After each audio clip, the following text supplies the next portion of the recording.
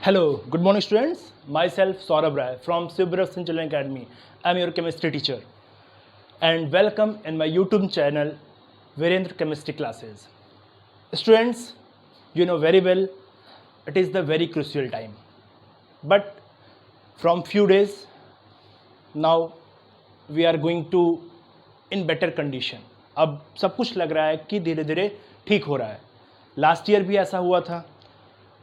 मैं काफ़ी दिन से आपकी ऑनलाइन क्लासेस अटेंड नहीं कर पा रहा था. उधर जब कॉलेज बंद हुए तो उसके बाद फीवर और बाकी थोड़ा सा डिस्टर्बेंस था. फिर बाद में अभी लास्ट क्लास जो डिस्टर्ब हुई वो वैक्सीनेशन के कारण डिस्टर्ब हुई एंड उसके बाद थोड़ा सा डिस्टर्बेंस मोबाइल ने भी कर रखा था. नाउ ऑल द प्रॉब्लम्स और सॉल्व आउट. सारी प्रॉब्लम ख़त्म हो गई हैं, सारी समस्याएं ख़त्म हो गई हैं. अब आपकी क्लासेस ज़रा सा भी डिस्टर्ब नहीं होगी, ये मेरा प्रॉमिस है आपसे. Class 10th students, you know very well your first chapter is chemical reactions and equations, and in live classes we had already discussed what is the chemical reaction, what is the chemical equation, what is the skeletal equation and how you will balance the chemical equation. ये सारी चीज़ें हम लोगों ने पढ़ी, but कुछ students ऐसे भी थे जो उस टाइम पे क्लास अटेंड नहीं कर पाए. सो हम मिड से स्टार्ट नहीं करेंगे, हम स्टार्ट करेंगे तो बिल्कुल स्टार्टिंग से, पहली हेडिंग से, पहले टॉपिक से, what is the chemical reaction.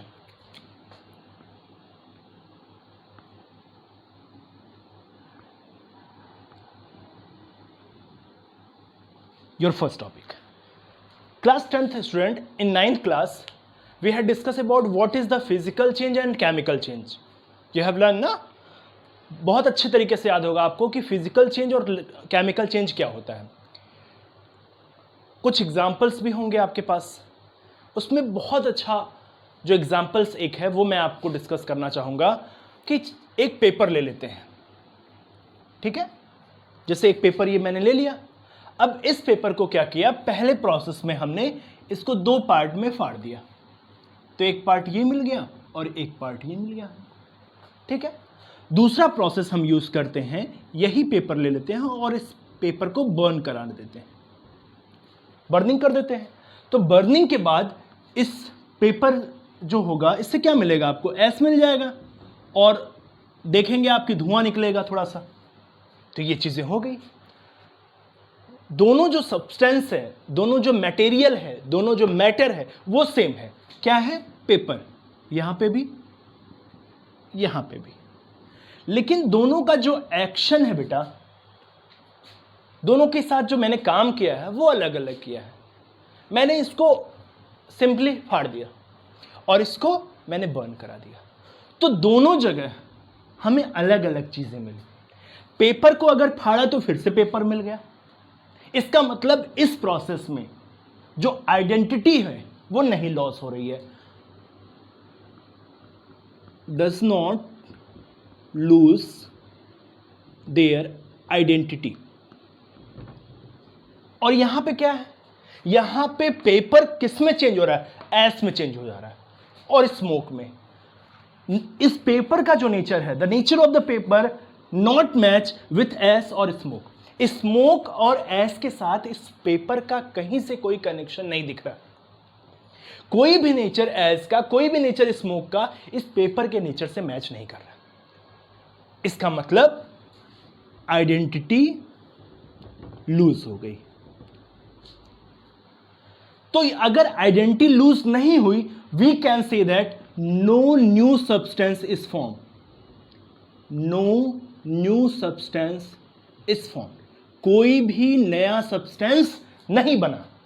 And here अगर आइडेंटिटी लूज हो गई तो formation of new substance, we can say that formation of new substance.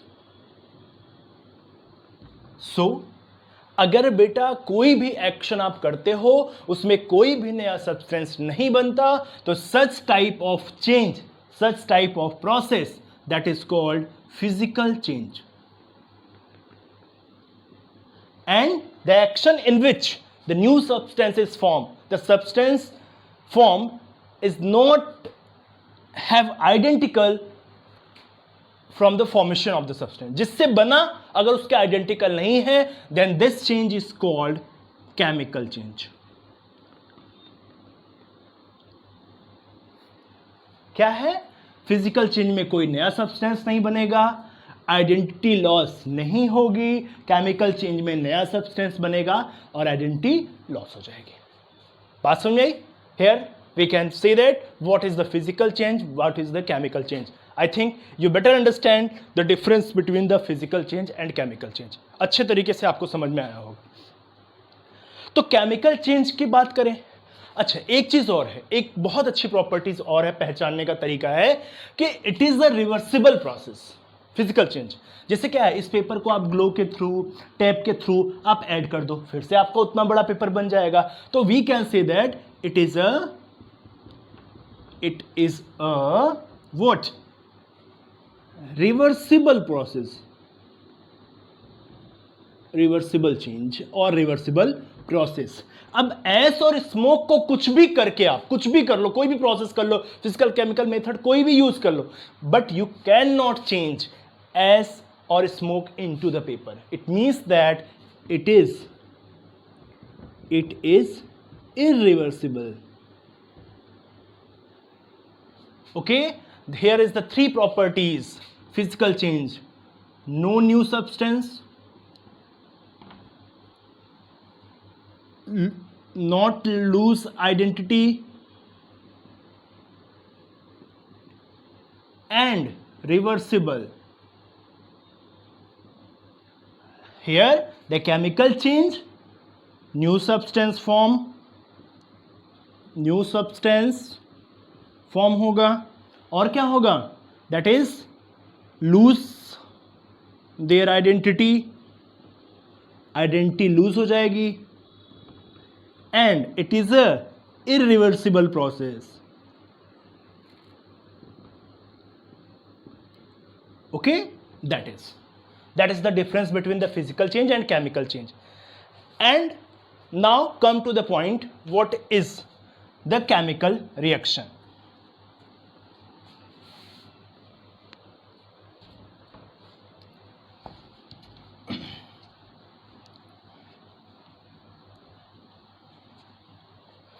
Chemical reaction is the chemical change. पहली बात कि केमिकल रिएक्शन क्या है? Chemical reaction is a chemical change और a chemical process in which two और more than two substance form a new substance. पहली बात कि केमिकल रिएक्शन जो है वो एक तरह का केमिकल चेंज ही है। केमिकल चेंज जो प्रोसेस है उसको केमिस्ट्री की लैंग्वेज में केमिकल रिएक्शन बोलते हैं। एंड केमिकल रिएक्शन में दो या दो से ज़्यादा जो सब्सटेंस होंगे वो कुछ नया बनाना चाहेंगे, that is the called chemical reaction. And most important, how can you identify the reaction is chemical reaction? कैसे पता करोगे आप कि आपका जो रिएक्शन है वो केमिकल रिएक्शन ही है? ये कैसे पता चलेगा आपको? बहुत से प्रोसेस होते हैं, बहुत से चेंज होते हैं, लेकिन ये चेंज केमिकल चेंज ही है। ऐसा कौन सा मैं पहचान बता दूं? जैसे आप किसी को पहचानते कैसे हैं? उसकी हाइट से पहचानते हैं, उसकी फेस कटिंग से पहचानते हैं, उसके जो अपीयरेंस है, फिजिकल अपीयरेंस है, उसको हम पहचानते हैं कि भाई ये है। तो एक माइंड हमारा प्रिपेयर होता है कि ये फेस है तो ये इनका होगा, ठीक है, ये फेस है तो ये इनका होगा। जितने भी एक्ट्रेसेस हैं, एक्टर्स हैं, पॉलिटिशियंस हैं, आप देखते ही पहचान जाते हो। क्या होता है? फिजिकल अपीयरेंस होता है, ठीक है।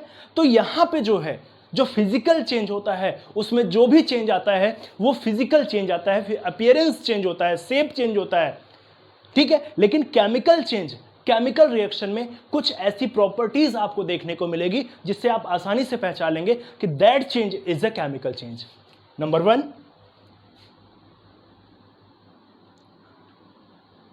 Gas evolution,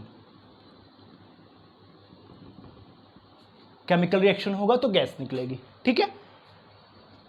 second, change in state, मतलब सॉलिड सॉलिड मिलके लिक्विड बना दिया, गैस लिक्विड मिलके सॉलिड बना दिया, सॉलिड लिक्विड मिलके गैस बना दिया। यहां पे स्टेट जो है वो चेंज हो जाएगी अगर केमिकल रिएक्शन होगा। It is not compulsory but it is way to identify, okay.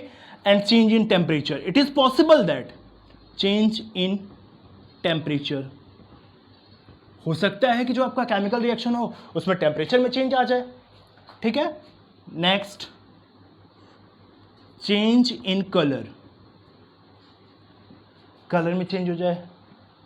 And last, formation of PPT, precipitate, इसको शॉर्ट फॉर्म में पीपीटी बोलते हैं। प्रेसिपिटेट का मतलब होता है इनसॉल्युबल कंपोनेंट। आपने रिएक्शन करवाया और लास्ट में पता लगा आपको एक ऐसा कंपोनेंट मिल गया आपको लोअर लेवल पे, बॉटम ऑफ द पॉट, जो कि सॉल्युबल ही नहीं हो रहा है, दैट इज कॉल्ड पीपीटी। अगर ये चीजें आपको दिख रही हैं, इवोल्यूशन ऑफ गैस, जैसे अगर हम Na ले लें, sodium that is solid, plus water ले लें H2O liquid, formation of NaOH plus H2, formation of NaOH plus H2।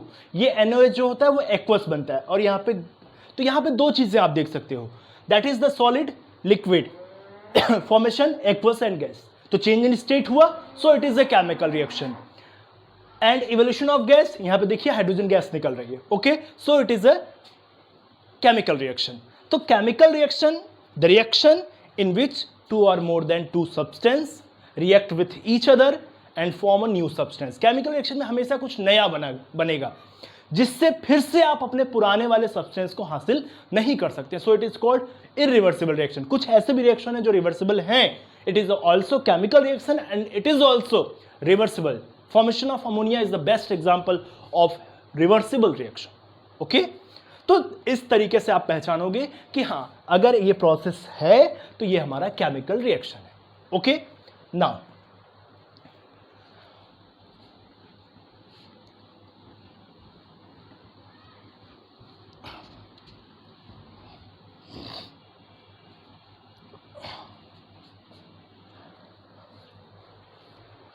and what is the chemical equation? Chemical equation, चलिए जैसे अभी हम ये बोल दें आपसे कि हाइड्रोजन और ऑक्सीजन, मैं जनरल सेंटेंस बात कर रहा हूं कि when hydrogen react with oxygen और when hydrogen combined with oxygen it form water. तो ठीक है, हम लिख देते हैं when oxygen combined with hydrogen it form water। एक केमिकल चेंज है, एक केमिकल रिएक्शन है जिसको हमने सेंटेंस में फ्रेम कर दिया, ठीक है। इसका एक तरीका और है, क्या है? मैंने बोला बेटा oxygen plus hydrogen it form water. दूसरा तरीका मैंने अपना लिया, ये सेकंड। थर्ड वे, ऑक्सीजन को, ऑक्सीजन 9th में पढ़ा एलिमेंट है, हाइड्रोजन 9th में पढ़ा एलिमेंट है, वाटर इज अ कंपाउंड, सब पढ़ चुके हैं हम। तो इसको सिंबल में रिप्रेजेंट करते थे, oxygen formula O2, hydrogen formula H2 and it form water, that is H2O। There are three ways to represent the chemical reaction। तीन तरीके हैं हमारे पास। सबसे आसान कौन सा लग रहा है, सबसे इजी कौन सा दिख रहा है आपको? आप कहोगे सर लास्ट वाला, इसमें कम लिखना है। बहुत से ऐसे केमिकल, यहां तो ऑक्सीजन और हाइड्रोजन छोटे छोटे टर्म्स हैं और वाटर छोटा सा टर्म्स है, तो आपने यहां पे वर्ड लिख दिया। लेकिन जब आपको aluminium sulphate decahydrate reaction with glucose, fructose, उसके बाद फॉर्मेशन, कितने कितने प्रोडक्ट बनते हैं, वो कैसे आप लिखोगे वर्ड इक्वेशन में, तब तो ये बहुत बड़ा हो जाएगा। ठीक है, तो it is called this one, that is called word equation. And by this it is very difficult to represent the chemical reaction. इस तरीके से केमिकल रिएक्शन को रिप्रेजेंट करना बहुत मुश्किल है। So we use the symbolic and short form of the such type of element और compound. तो that is the symbolic representation, that is the symbolic representation of chemical reaction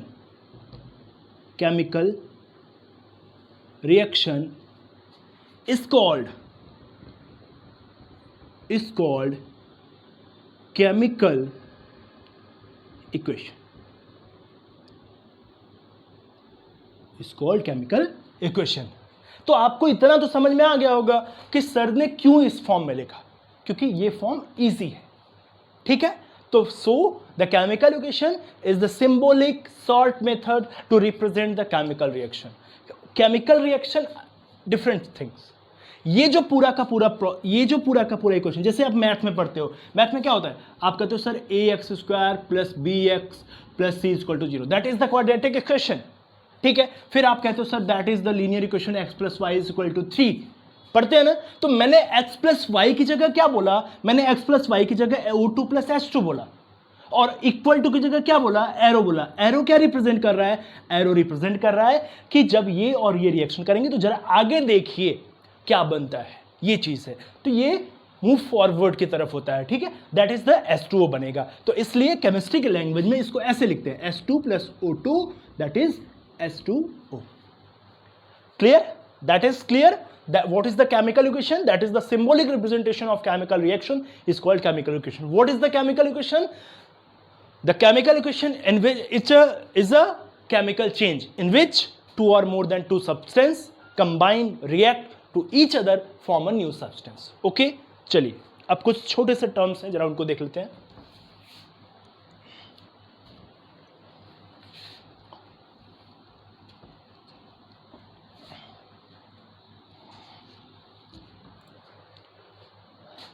अब आपने chemical equation discuss कर लिया, आपने word equation discuss कर लिया। Now come to the point, what is the reactant and what is the product. Reactant क्या होता है, प्रोडक्ट क्या होता है, ये चीजें देख लेते हैं जरा। मैंने एग्जांपल दिया आपको, मैंने एग्जांपल दिया O2 plus H2 that is form H2O। ठीक है, रिएक्शन कौन कर रहा है, रिएक्शन में पार्टिसिपेट कौन कर रहा है, किसकी वजह से कुछ नया देखने को मिल रहा है, that one, oxygen and hydrogen. So it is called reactant. And after the reaction the substance is form, that is called product. ये तो पहला तरीका होगा। दूसरा तरीका, जो एरो की हेड साइड है वो आपका प्रोडक्ट होगा, और जो एरो की टेल साइड है वो आपका रिएक्टेंट होगा। सिंपल सी बात है। तो रिएक्टेंट प्रोडक्ट पहचानने में आपको दिक्कत नहीं होनी चाहिए। ठीक है, रिएक्टेंट रिएक्शन करते हैं और रिएक्शन करके प्रोडक्ट बनाते हैं। तो अब हम केमिकल रिएक्शन को डिफाइन कर सकते हैं, व्हेन टू और more than two reactant react with each other and form a new product, that is called chemical reaction. And if we represent such type of chemical reaction in short and symbolic manner, that is called chemical equation. And if we represent such type of chemical reaction in the word form, that is called word equation. अब जरा सा ये equation हम देखते हैं, क्या है आपका O2 plus H2 that is S2। कुछ ठीक लग रहा है? O2 oxygen 2, H2 hydrogen 2, formation H2O, hydrogen 2 और ऑक्सीजन 1। नहीं समझ में आ रहा है? आएगा। 9th में पढ़ा होगा law of conservation of mass, class में बताया होगा जितना मारूंगा उतना रोओगे, बोला था ना। उसी तरह से है law of conservation of mass, that is mass neither be created nor be destroyed, energy neither be created nor be destroyed. So what? कहाँ गया ऑक्सीजन? एक एटम तो है, दूसरा कहाँ गायब हो गया? तो ये such type of chemical reaction is called what? Unbalanced chemical equation, or it is also called what? Skeletal equation. हमेशा पूछा जाता है एग्जाम में, what is the skeletal equation? तो unbalanced chemical equation is called skeletal equation. और क्या base है? पूछा जाता है what is the base of balancing of chemical equation? तो your answer will be law of conservation of mass.